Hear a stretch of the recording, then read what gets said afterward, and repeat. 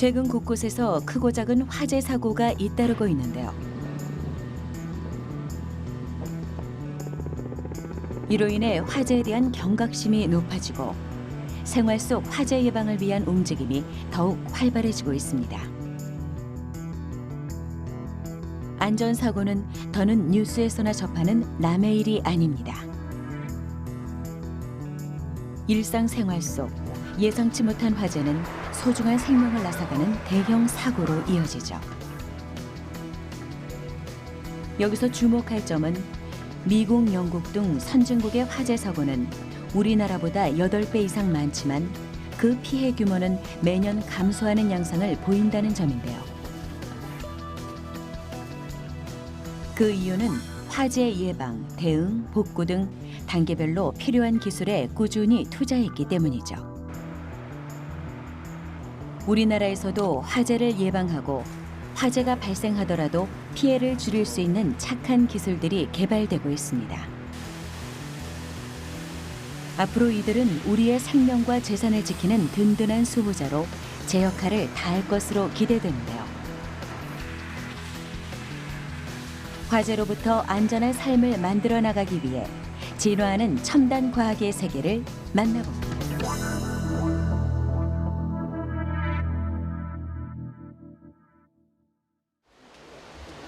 아름답게 산을 수놓은 단풍.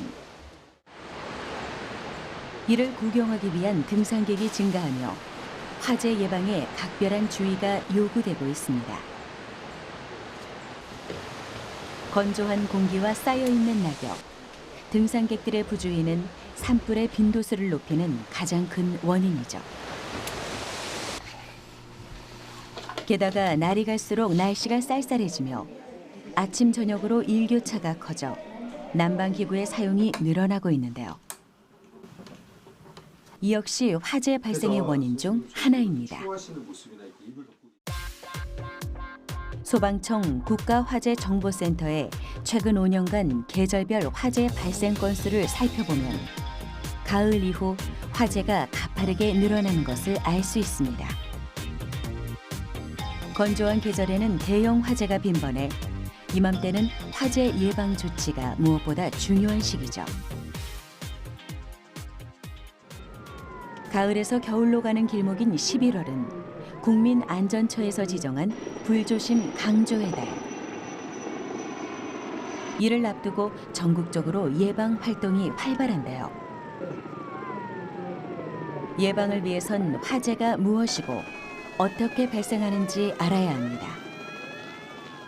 실제로 이제 화재라고 하면 단순히 불이 나는 것과는 좀 다른 얘기거든요. 실제로 불이 났을 때 이런 것들이 피해랑 연결이 돼서 직접적인 인적 피해, 또 물적 피해 이런 것들을 유발하는 일련의 이런 과정들을 전부 이제 화재라고 할 수 있겠고요. 또 이제 다른 관점으로는 사람이 의도하지 않은 연소 현상. 그래서 실제로 불을 사용하되 이런 것들을 제어하지 못할 때 발생하는 여러 가지 피해라든지 또 이런 부분들로 인한 여러 가지 현상들 이런 것들을 통칭해서 화재라고 이렇게 말씀드릴 수가 있겠습니다. 화재는 땔감인 가연물, 산소, 발화점 이상의 온도가 충족됐을 때 발생합니다. 바꿔 말해 이 요소 중 하나라도 부족하면 불은 꺼지게 되죠. 따라서 모든 진화 작업은 이 요소를 제거하는 데 초점이 맞춰집니다. 그럼 화재의 원인은 무엇일까? 국민안전처 화재 통감 연계에 의하면 2007년부터 2016년까지 매년 4만 건 이상의 화재 사고가 발생했습니다. 그중 절반이 부주의로 인한 화재였는데요. 늘어나는 화재의 빈도수만큼 그 원인을 분석하고 예방하는 화재 감식의 중요성이 점점 주목받고 있죠.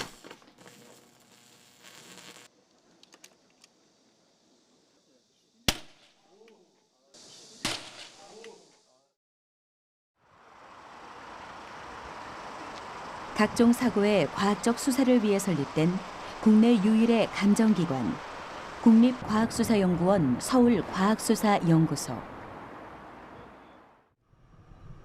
일상 속 화재 예방은 화재의 원인을 알아야만 대처가 가능합니다. 또 범죄와 연루된 방화 사건의 경우 방화범을 찾기도 해야 하죠. 이처럼 화재의 원인을 전문적으로 연구, 조사해 분석하는 것이 바로 서울과학연구소 화재연구실의 역할입니다. 화재가 발생을 하게 되고 이제 수사상 이제 필요한 부분이 있다라고 판단이 돼서 저희한테 의뢰가 되게 되면은 저희가 이제 의뢰 대상물만 받는 게 아니라 현장을 먼저 초기 수사를 하셨던 과학수사위원들이 보셨던 현장 상황이라든지 수사 내용을 같이 받게 됩니다. 그래서 수사 내용과 현장 상황 그리고 의뢰된 대상 감정물을 종합적으로 이렇게 검사를 해서 결론을 저희가 내도록 그렇게 진행을 하고 있습니다. 이곳은 분해 검사장으로 발화 원인으로 의심되는 의뢰품의 분석이 이루어지는 곳입니다. 이번에 들어온 의뢰품은 검게 타버린 전동 킥보드. 감식원들은 의뢰 대상물의 연소 형태를 보며 그 원인을 찾기 시작하는데요. 많은 양의 전력을 소비하는 전동 킥보드의 경우 수십 개에 달하는 전지를 한데 묶은 배터리 팩이 장착되는데 주로 여기서 발화의 원인이 발견됩니다. 일반적으로 전동 킥보드 같은 경우는 이제 배터리를 사용하는 그런 기기이기 때문에 이제 배터리 관련 의심을 먼저 하게 됩니다. 그래서 배터리 관련돼서 그런 전기적인 특이점들이 있는지 일단 고려해 볼 부분이 이제 충전기 쪽에 문제가 생기는 경우 그리고 충전기를 거쳐서 내부로 들어오게 돼서 내부에 이제 배터리 셀 쪽에 문제가 되는 경우 이런 것들을 저희가 분해 검사를 하면서 어떤 문제들이 있는지 살펴보게 됩니다. 레저용이나 출퇴근용으로 전동 킥보드의 사용자가 늘며 그 화재 사고는 8배 넘게 치솟았는데요. 주 원인은 충전 중 배터리 폭발. 배터리 폭발 사고의 위험은 일상에 늘 산재해 있습니다. 휴대전화나 전동 킥보드에 사용되는 리튬 배터리는 전해액의 유기용매를 사용해 폭발의 위험성이 존재합니다. 이를 예방하기 위해선 전용 충전기를 사용하고 장시간 충전을 피해야 하죠. 매년 증가하는 리튬 배터리의 화재 폭발 사고를 줄이기 위해서는 그 원인을 파악하는 것이 가장 중요한데요.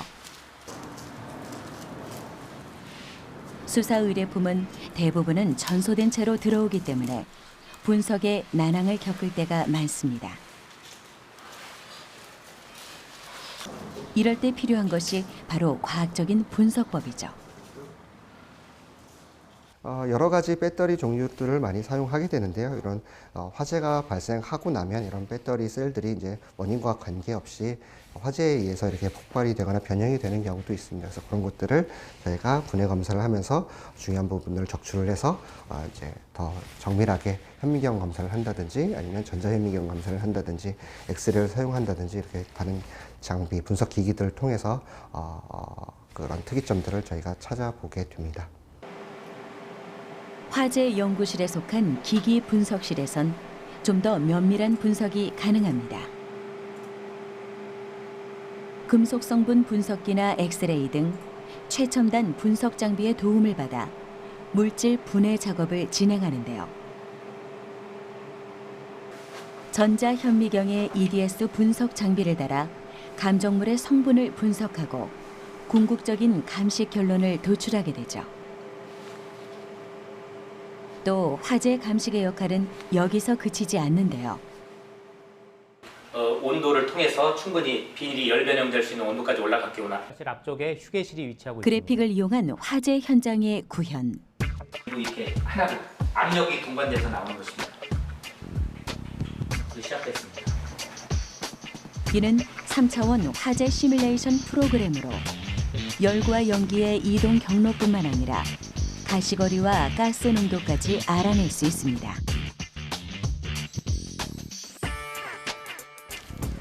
이 프로그램이 처음 사용된 것은 2009년 15명의 사망자를 낸 부산 실내 사격장 화재 사건. 그래픽 시뮬레이션으로 화재를 재구성해 화재가 진행됐던 이유를 빠르게 파악하고 많은 사상자가 생길 수밖에 없었던 원인을 알아낼 수 있었죠. 이를 통해 비상구 확보의 중요성을 인식하는 계기가 마련됐습니다.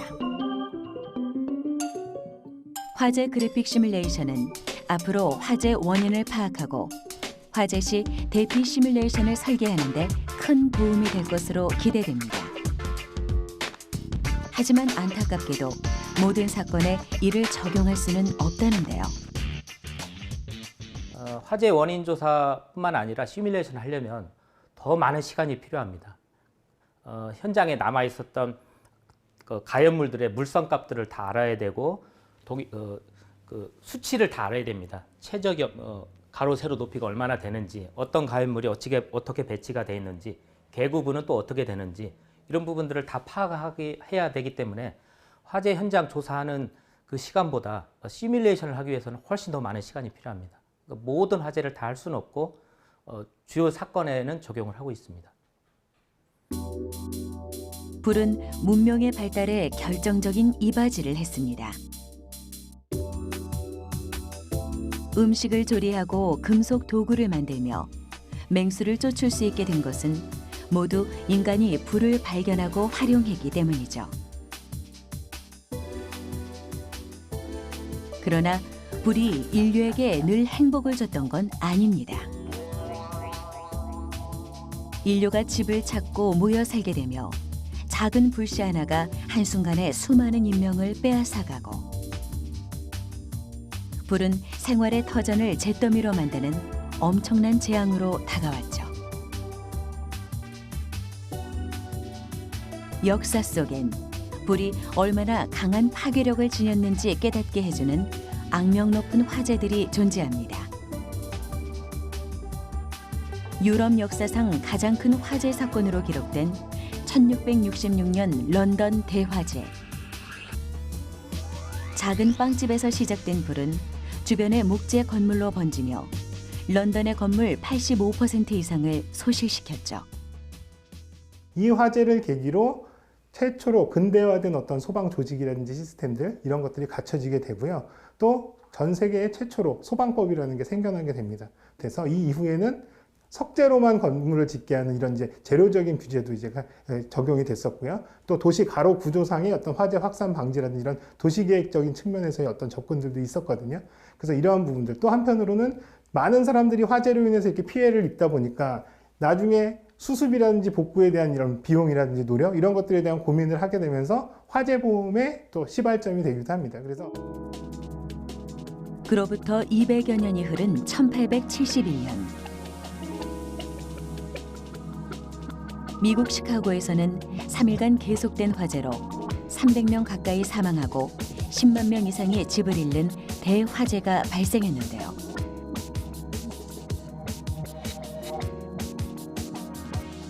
하지만 아이러니하게도 도시의 3분의 1이 전소한 이 화재로 시카고는 근대 건축의 선두주자로 급속히 성장하는 발판을 만들게 됐습니다. 이 당시에 시카고도 전소가 되면서 오히려 이런 부분들은 오히려 건축 기술의 발달로 이어지게 되는데요. 이를테면 이제 철골 빔이라든지 이런 건축 기술, 또 유리를 이용한 건축 기술 이런 것들이 발달을 함과 동시에 또 초고층 건축물에 대한 어떤 기술의 발전. 그래서 건축 기술이 굉장히 많이 발전을 하면서 여기에 필요로 하는 소방 시스템이라든지 소방 기술, 또 냉난방, 공조, 또 심지어 엘리베이터 이런 기술들이 함께 발전을 하면서 지금 현재의 건축물, 근대화된 건축물, 현대 건축물의 어떤 소방 기술에 대한 시스템들이 갖춰지는 그런 계기가 되었다고 볼 수 있겠습니다. 화재와 함께 진화한 건축 기술로 현대의 도심은 높고 빼곡한 마천루로 가득합니다. 그리고 급속한 도시 팽창에 발맞춰 화재의 원인은 훨씬 더 다양하고 복합적인 요인이 합쳐져 발생하고 있죠. 많은 시간이 흐르고 기술과 과학, 공학이 발달한 지금도 매년 대형 화재들은 어김없이 발생합니다. 1999년 발생한 시랜드 화재 참사. 2017년 제천 스포츠센터 화재, 2018년 최악의 화재로 꼽히는 밀양병원 화재까지. 화재는 인류의 역사와 함께하고 있으며 인간이 불과 전기를 사용하는 한 계속 되풀이될 수밖에 없는 재난입니다.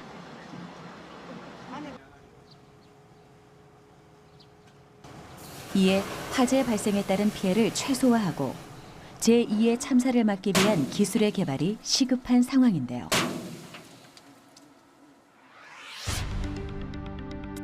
주요 선진국들의 화재 발생 현황을 보면 2009년 이후 화재 사고가 꾸준히 감소하는 것을 볼 수 있습니다.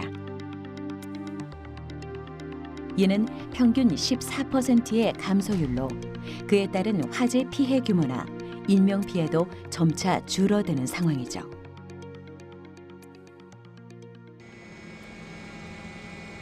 그 이유는 수십 년간 축적한 체계적인 화재 관리 감독 시스템과 거의 모든 건물에 자동 내장형 스프링클러와 화재 경보기 시스템을 적용했다는 점. 이처럼 화재는 초기 진화가 무엇보다 중요합니다. 우리나라도 이를 위해 화재의 골든타임을 잡기 위한 다양한 화재 대응 기술 개발이 추진되고 있죠.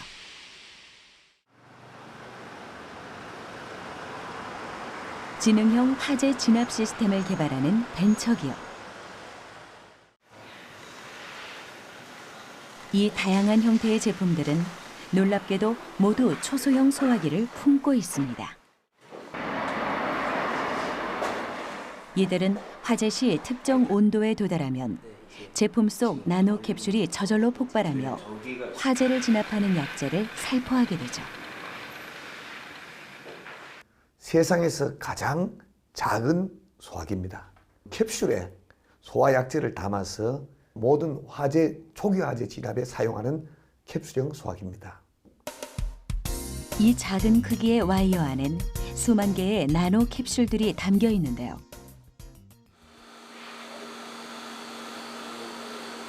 업체 내부에 위치한 실험실에선 마이크로미터 단위의 캡슐을 분석하고 그 성능을 검증하는 연구가 한창입니다. 연구진의 주요 업무 중 하나는 성능을 결정짓는 초미세 캡슐의 크기가 일정한지 확인하는 것이죠. 나노 캡슐이 생성이 돼서 이제 제품으로 만들어지면은 얼마나 성능이 되는지 크기나 혹은 표면 이런 것들을 저는 샘으로 관찰하고 있습니다. 화재 진압 성능을 가지기 위해서는 많은 소화 약재를 담을 수 있는 일정 크기 이상의 나노 캡슐을 만들어야 합니다.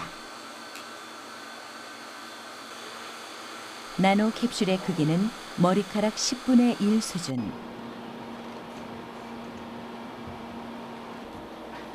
이를 일정한 수준의 크기로 만들어내는 것은 연구진에게도 하나의 도전이었죠. 나노 캡슐을 관찰하기 위해선 최대 10만 배까지 확대가 가능한 주사 전자 현미경의 도움이 필요한데요. 이 작은 캡슐들은 어떻게 자동으로 화재를 진압하는 걸까요? 화재가 발생하면은 온도가 올라가지 않습니까?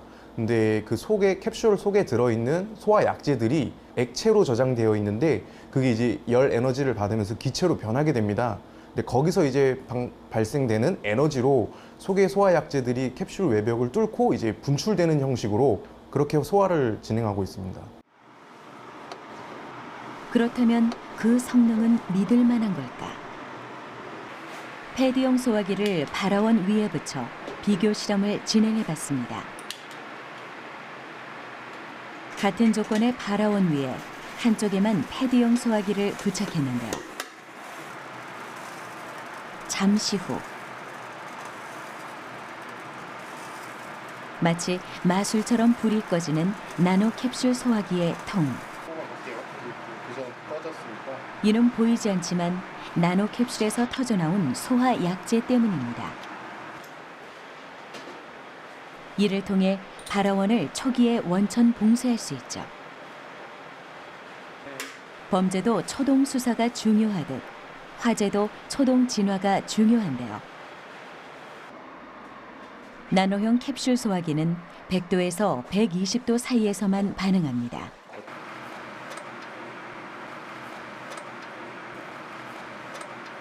할로겐계 가스 소화약제를 나노 그물 구조의 핵물질로 고농축해 초미세 캡슐에 담았죠. 자동으로 화재를 감지해 작동한다는 점도 강점입니다. 패드 와이어에 화재가 진압할 수 있는지 적정 용량을 사용해서 화재가 진압되는 상태를 지금 현재 검토하신 겁니다. 이제까지는 모든 화재는 불이 나고 난 뒤에 불을 끄는 시간까지는 상당히 오랜 시간이 사용되어 왔습니다. 그러나 이것은 사람이 없는 상태에서 무방비 상태에서 불이 났을 적에 즉각적으로 소화를 함으로써 국민의 생명과 재산을 지킬 수 있는 그런 시스템입니다. 나노캡슐이 제 기능을 하는지 알아보기 위해선 열 중량 분석 과정을 거쳐야 하는데요. 이는 온도와 시간의 변화에 따라 소화 약재 시료의 무게를 측정하는 것으로 이를 통해 나노캡슐 소화기의 성능을 예측해 볼 수 있죠.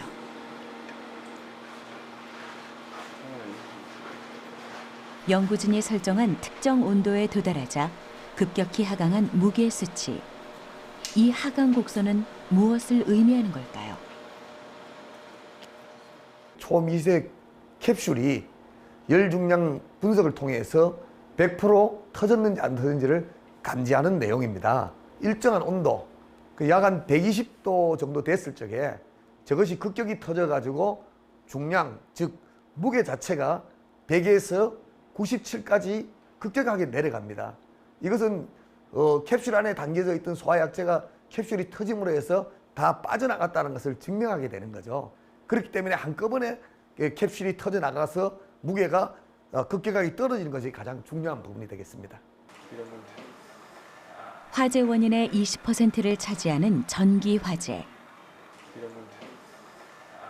이는 다른 요인에 비해 그 피해액도 가장 큰데요. 이 신개념 소화기는 전선이나 콘센트, 생활 가전 등에 적용해 정기적 화재 요인을 근본적으로 해결해 줄 수 있을 것으로 기대를 모으고 있습니다.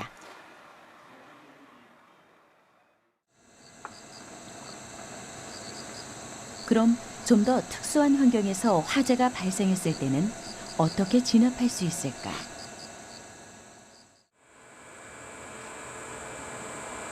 시설물의 화재 안전 확보를 위해 첨단 기술 개발 및 정책 연구를 수행하고 있는 한국환경기술연구원 화재안전연구소. 이곳은 12년 역사를 자랑하는 우리나라 유일의 화재안전연구소인데요. 2006년 설립된 이후 화재안전연구소는 국민의 안전을 위해 화재와의 전쟁에 나섰습니다. 그 계기가 된 것은 2003년 발생한 대구 지하철 참사. 제2의 참사를 막기 위해 연구원들은 유사 사건 재발 방지를 목표로 안전 기술을 연구하고 있습니다. 대구 지하철에서 그렇게 큰 세계에 받지 않아도 될 주목을 받을 만한 큰 사고를 겪었는데 차량의 화재 사고에 대한 연구를 하고 그것에 대해서 대응책을 마련할 수 있는 실험 환경조차가 없다라는 거에 사람들이 이제 다시 한번 그 필요성을 주지를 하게 된 것이고요. 그래서 저희가 그때부터 이 연구 실험동을 만드는 데 박차를 가하게 됐고 2006년도 4월에 첫 저 연구원이 개소되는 12년의 역사를 가지고 있는 연구소입니다. 65%가 산악지대인 우리나라는 자주 터널을 지나치게 되고 터널 교통사고로 인한 화재 사고가 빈번합니다. 폐쇄된 터널 안에 불이 나면 대형 인명피해로 이어지는데요. 연구진은 터널 내 화재 확산을 막기 위한 기술을 개발했습니다. 이는 원격으로 터널 내부에 화재 진압이 가능한 자동 소화 시스템이죠. 센서를 통해 감지된 화재 발생 신호가 터널 관제실과 인근 소방서로 전송되고 초기 진화를 원격으로 시행해 화재 확산을 억제함과 동시에 피해를 최소화하는 역할을 하죠. 그럼 원격 자동 소화 설비는 어떤 원리로 화재를 감지하는 걸까요? 화재가 나는 장면을 터널에 설치되는 CCTV로 관측을 하고 있다가 화재에 의한 연기가 올라오거나 아니면 불꽃이 올라오게 되면 연기에 의한 색상 변경이나 아니면 화재가 올라올 때 화재 모양이 변하는 실루엣이 변하는 것을 감지를 해서 자동으로 화재를 감지하게 되고요. 사람이 있는지 없는지를 확인하고 난 이후에 자동으로 분사를 해서 그 화재가 소화시키거나 아니면 확산되는 것을 억제하는 시스템이고요. 터널 실험동에서 화재 상황을 재현해 보기로 했습니다.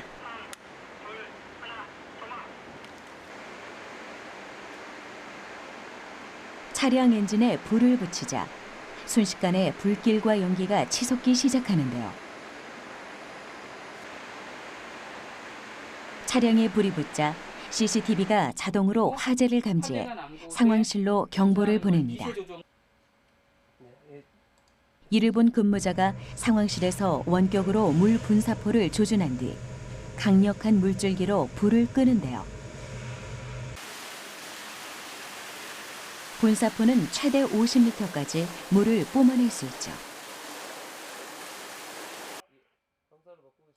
이를 통해 화재를 억제해 불이 확산되는 것을 막고 대피 시간을 벌어줄 수 있습니다.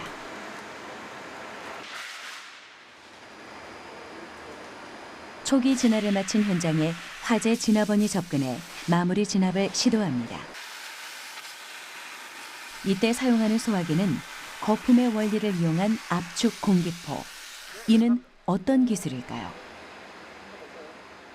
압축 공기포는 보시는 바와 같은 저런 미리 만들어 놓은 탱크에 물과 소화 약재를 섞고 거기에 압축 공기를 넣어서 그 안에서 아주 미세한 포 입자를 만드는 겁니다. 그래서 그 입자를 만들어서 압축 공기로 강한 공기로 화재 난 곳에 그 거품을 쏘아서 화재 난 표면에 이 거품을 밀착시키는 효과를 가지는 겁니다. 그러면 화재 난 표면에 거품이 도포가 되면서 밀착이 되니까 산소랑 차단이 되고요. 또한 이게 강한 압축 공기가 표면을 덮기 때문에 표면 온도가 낮춰지면서 냉각 효과, 두 가지 효과에 의해서 화재를 제압하는 그런 소화 기술이 되겠는데요. 연구진은 개발한 기술들을 이용해 터널에서 발생한 화재를 안전, 신속하게 진압할 수 있는 시스템으로 발전시켜 나갈 예정입니다. 무독성 거품은 안전도가 높고 소화 용수의 사용량도 기존보다 3분의 1 수준으로 줄일 수 있죠. 그럼 상용화를 위한 연구진의 계획은 무엇일까요? 원격 소화 설비는 화재를 완전히 소화한다기보다는 화재가 확산되는 것을 방지하기 위한 초동 대응에 조금 더 초점이 맞춰 있고 자동 포화 설비 카프 설비는 효과적으로 화재를 진압하는 데 그 목적을 두고 있는 설비가 되겠습니다. 지금 현재로서는 두 가지 설비를 지금 조합해서 콤바인으로 해서 시너지를 높이는 데에 주초점을 두고 있고 카프가 똑같이 물과 같이 멀리 나갈 수 있는 비상거리를 가지면서 우수한 소화 성능을 가질 수 있는 설비로 2단계 연구를 현재 준비하고 있습니다. 2015년 발생한 의정부 아파트 화재 현장. 창문으로 불길이 무섭게 타오르고 시커먼 연기가 자욱하게 피어오릅니다.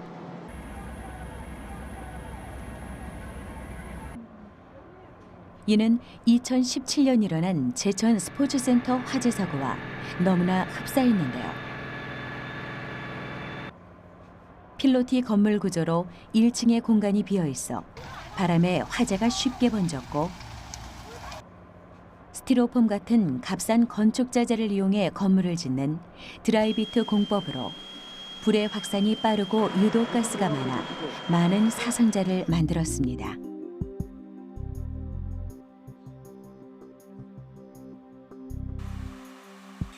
실제로 스티로폼은 불에 얼마나 취약할까? 불을 붙인 지 5분이 지나자 온도가 800도 이상으로 치솟습니다.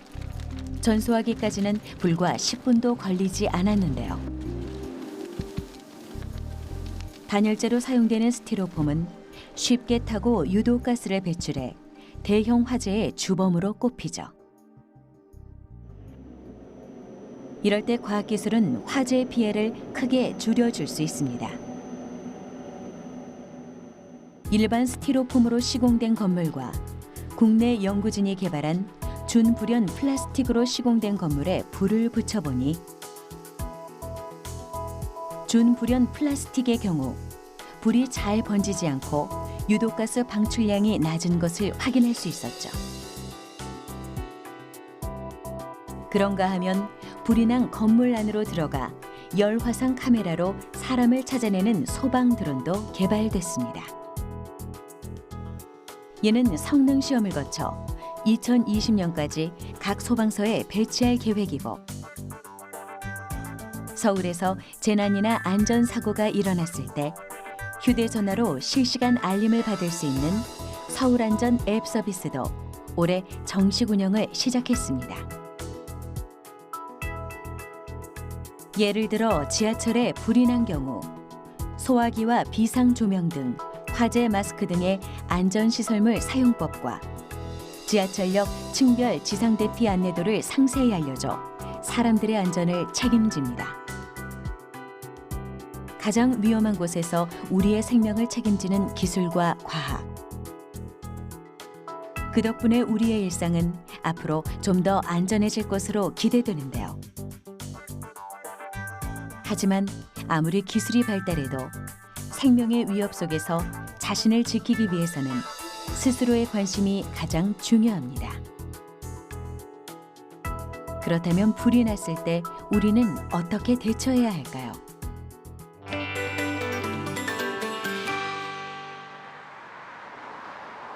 의왕에 위치한 119 안전체험관.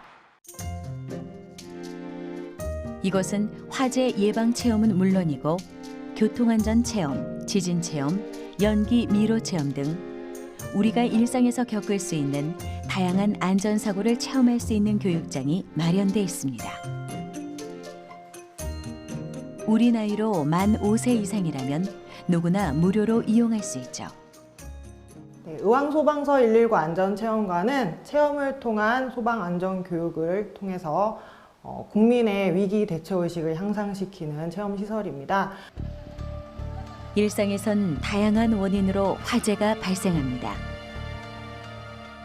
그럼 그 원인에 따라 사용 가능한 소화기가 다르다는 사실 알고 있나요? 초기 진압을 위해선 화재 종류에 따른 소화기를 이용해야 하므로 그 종류와 사용법을 익혀두는 것이 중요합니다. 화재의 종류는 크게 A, B, C 세 가지로 나눌 수 있는데요. A는 일반 화재용으로 나무, 종이, 섬유 등 불에 타기 쉬운 가연물 화재. B는 기름, 휘발유 등으로 인해 일어난 유류 화재에 사용할 수 있다는 뜻이며, C는 전기 화재용으로 전압기기나 기타 전기 설비에 의해 발생하는 화재에 사용 가능합니다. 소화기에 표시된 ABC는 사용 가능한 화재의 종류를 표기한 것으로 ABC가 함께 표시된 소화기는 대부분 모든 화재에 사용할 수 있습니다. 소화기 사용 방법은 먼저 여기 손잡이 부분에 보시게 되면 안전핀이 있습니다. 이 안전핀을 뽑아 주셔야 되는데요. 많은 분들이 실수를 하시는 게 불이 났을 때 당황하시기 때문에 손잡이를 이렇게 잡은 채로 핀을 뽑으려고 하시는 경우가 많아요. 그러면 위아래 손잡이가 눌리기 때문에 안전핀이 잘 뽑히지 않습니다. 그래서 손잡이를 잡지 않은 상태에서 핀을 잡아당겨서 뽑으시면 잘 뽑힙니다. 그리고 불이 난 곳을 향해 호스를 드신 다음에 손잡이를 움켜쥐고 누르시면은 안에 있던 소화약재가 방출이 되면서 불 위를 덮어서 불을 꺼주는 형태의 원리로 소화가 되게 됩니다. 화재 현장에서 불길보다 더 무서운 것은 화재 연기입니다. 단 몇 모금만 마셔도 치명적이라는 유독가스.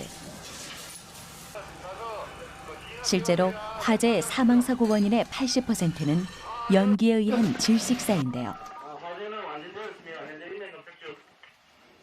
유독가스가 발생하면 15초 안에 정신을 잃게 되죠. 불이 나면 나오는 일산화탄소가 호흡기에 들어가 몸에 마비가 오는 건데요. 다량의 유독가스를 함유한 연기는 고열에서 수직 방향으로 빠르게 이동. 인구가 몰려있는 건물에 화재가 발생했을 때 엄청난 인명피해를 초래하게 됩니다.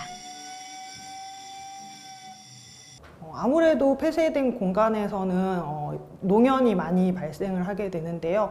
연기가 많이 발생을 하게 되면 시야를 가리게 돼서 대피하는 데 많은 어려움을 유발하게 되고, 또 이제 공간이 좁다 보니까 서로 먼저 탈출하겠다고 하다가 충돌 사고가 일어나는 경우도 있고요. 패닉이라고 하는 공황 상태에 빠지게 돼서 그런 상황에서는 사람들이 많이 판단력이 저하된다고 해요. 그래서 결국은 탈출구를 찾지 못하고 안에 갇혀서 질식사를 하는 경우가 많기 때문에 인명피해가 크다고 보시면 될 것 같습니다.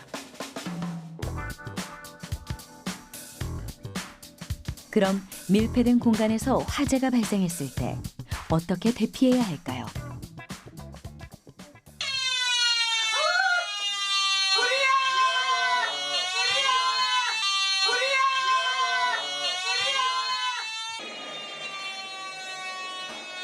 화재 경보음이 울리면 불이야 하고 화재의 위험을 주위에 알리며 즉각적으로 대피해야 합니다. 이때 연기가 보이면 보이는 연기에 반대 방향으로 자세를 낮춰 옷으로 호흡기를 막고 낮은 자세로 출구를 찾아가는데요. 대부분 양방향과 측면에 비상구가 있으니 우왕좌왕하지 말고 한 방향을 택해 대피해야 합니다. 또 이동 중 벽이나 문에 뜨거운 열기가 느껴진다면 그쪽은 불이 번진 상태이기 때문에 다른 출구를 찾는 것이 좋습니다. 초기 진화가 어려우시면 바로 탈출구를 찾아서 대피를 시작하시면 되겠습니다. 대피하실 때는 자세는 낮게 허리를 숙여서 낮은 자세로 가시고, 그다음에 젖은 수건이 있다면은 수건으로 코와 입을 막아서 연기를 흡입하시지 않게 하시고, 어둡고 그 연기가 찬 상황에는 벽이 하나의 그 등대처럼 길을 안내해 준 역할을 할 수가 있거든요. 그래서 벽을 짚으시면서 가시는 게 많은 도움이 될 겁니다. 또 출입문을 닫고 대피하면 그 피해를 확연히 줄일 수 있는데요. 다세대 두 집에 불이 난 상황. 불길이 거세지는 101호와 달리 102호는 점차 사그라집니다. 실제 온도도 양쪽 집이 500도 정도 차이가 나는데요. 실내로 들어가자 완전히 타버린 101호와 달리 102호는 피해가 훨씬 적습니다. 그 이유는 출입문. 화재 연기는 수직 방향으로 1초에 3에서 5m까지 퍼지는데요. 열어놓은 출입문으로 순식간에 불길과 연기가 퍼져 다른 층까지 피해를 키운 거죠. 이처럼 불이 나서 다급한 순간엔 상황을 인지하고 침착함을 유지하는 것이 중요합니다. 그럼 출입문이 막힌 상황에선 어떻게 대피해야 할까요? 건축물에는 다양한 피난 시설들이 설치되어 있는데요. 이런 것들을 잘 알고 활용한다면 탈출하는 데 큰 도움이 되겠죠? 승강식 피난기는 무동력 상태로 아래층으로 이동하는 기구로 버튼을 밟으면 자동 하강해 화재층에서 안전하게 벗어날 수 있습니다. 경사식 구조대의 경우 창문이나 계단에 활강포를 내려 단시간에 많은 인명을 피난시킬 수 있죠.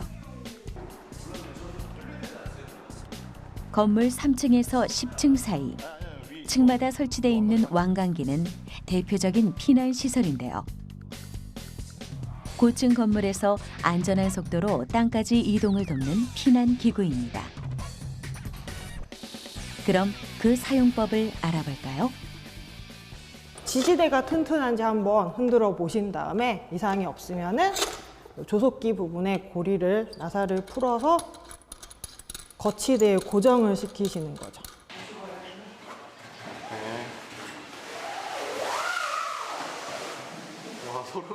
여기 금속 부분이 있는데 이 고리를 이렇게 잡아 당기시면은 몸에 이렇게 걸 수가 있습니다.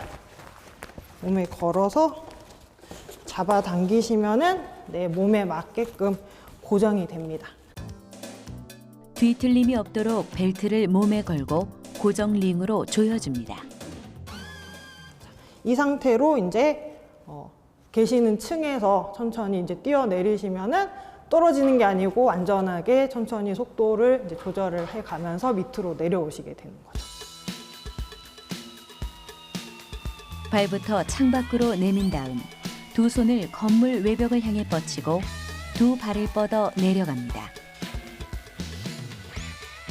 왕관기를 사용하실 때 주의하실 점이 있는데요. 벨트를 착용하시고 건물을 등지고 내려오시면 안 되고요. 건물을 보시면서 내려오셔야 돼요. 내려올 때 이제 벽이랑 부딪힐 수가 있기 때문에 손으로 이렇게 부딪힐 것 같으면 짚어주시면서 안전하게 내려오시면 되겠습니다. 화재 예방은 작은 관심과 노력에서 시작됩니다. 가을, 겨울철은 잠깐의 부주의로 안전사고가 발생하기 쉬운 계절. 주변에 화재가 발생할 수 있는 위험 요소는 없는지 다시 한번 철저한 점검을 해야 할 시기입니다. 화재의 가장 큰 요건은 부주의로 평상시 불이나 전기 사용에 주의하고 대비하는 것만으로도 사고의 상당수를 줄일 수 있습니다. 소방시설 점검과 전기 및 가스 사용 후 전원이나 밸브 차단을 습관화하고 평소 콘센트나 전자기기 주변의 먼지를 제거, 청결하게 유지하는 것도 화재를 예방하는 좋은 방법입니다.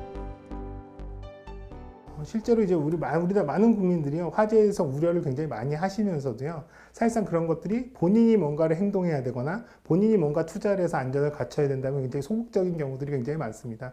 본인의 안전이라고 하는 것들은 어떻게 보면 투자입니다. 사실 투자와 노력이 전제가 되는 거고, 일반 생활 속에서는 화재 안전이라고 하는 것들은 정말 특별한 일을 해야 되는 것들이 아니라 사소한 우리의 관심, 이를테면 불을 제대로 껐는지 한 번 더 확인하는 것들, 또 이를테면 우리가 불을 사용할 때 주의해야 되는 의무들, 또 이를테면 또 이제 집을 비울 때라든지 이런 부분들에 대한 아주 사소한 관심과 노력이 실제로 화재의 안전이랑 직결된다는 것, 이런 정도를 충분히 이해하신다면 지금보다는 훨씬 더 안전한 환경 속에서 생활하실 수 있다라고 말씀드리겠습니다.